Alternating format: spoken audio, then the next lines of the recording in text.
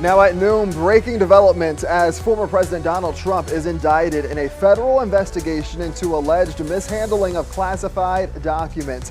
CNN and ABC News now reporting that Trump acknowledged in 2021 that he had taken classified information with him to his Palm Beach home after leaving the White House. Good afternoon, I'm Stephen Graves. A lot to get to. We thank you for joining us for WPBF 25 News at noon. That acknowledgement we just talked about from Trump was made during a recorded interview he gave for a book and was obtained by the special counsel's team. According to a portion of the transcript of the call obtained by ABC News, Trump is heard acknowledging that the document he claims to have is, quote, highly confidential and, quote, secret.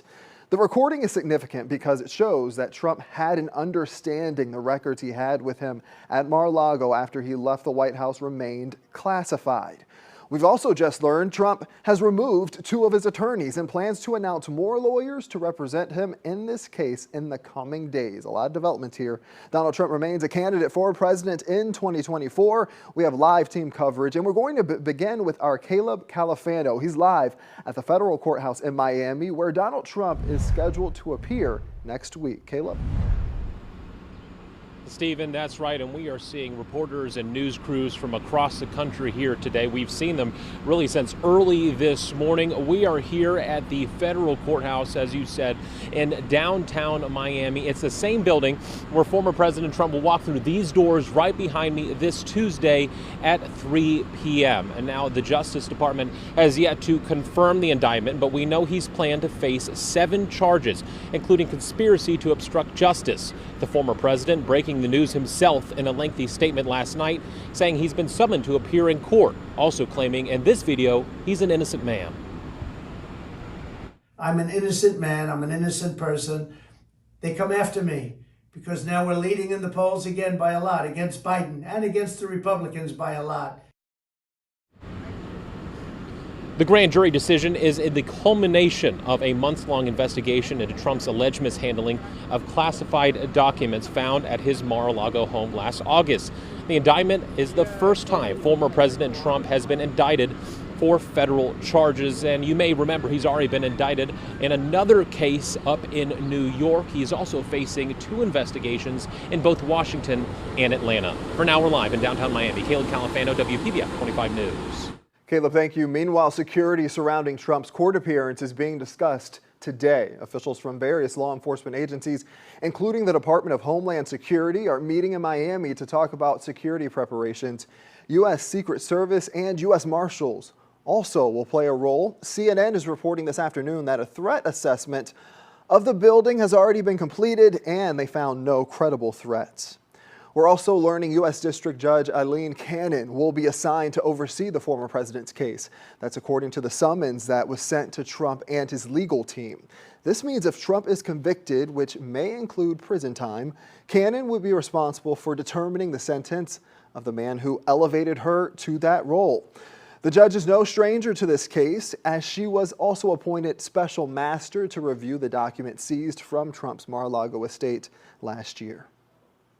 At this hour, it is quiet outside of Mar-a-Lago. Last night, we did see some Trump supporters out there. Our Steve King continuing our team coverage this afternoon with a look at what some of those supporters had to say. Steve?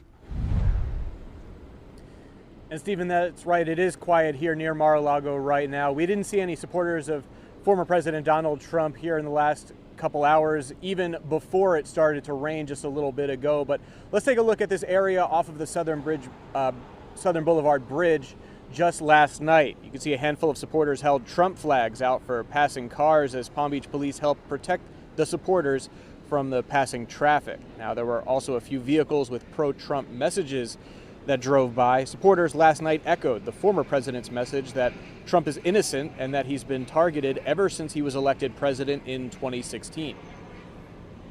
I'm here to show my President Donald J. Trump support because he is innocent. This is the stuff they continue to do to every one of us who stand for righteousness and truth. We did nothing wrong and they attack. It's got to stop. It will stop soon. God is going to show up. And again, while we don't see any supporters of former President Trump at the moment here near Mar-a-Lago, that could change this afternoon, so we'll just have to see. Reporting live near Mar-a-Lago on Palm Beach, Steve King, WPBF 25 News. Steve, thank you. And some of Trump's political rivals have started to weigh in, including Governor and Republican presidential candidate Ron DeSantis. Take a look. He says, quote, "The weaponization of federal law enforcement represents a mortal threat to a free society.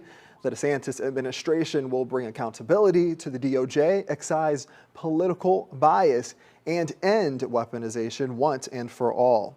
Now, most Democrats are defending the indictment, saying no one is above the law. The White House, in the meanwhile, has declined to comment on this investigation.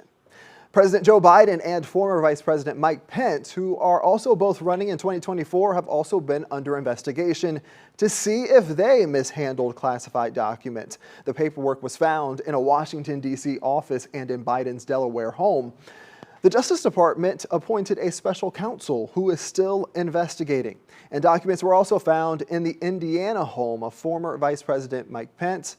Last week, we learned that investigation had concluded and the former vice president will not face charges. Well, this indictment is the first time former President Trump has been indicted for federal charges.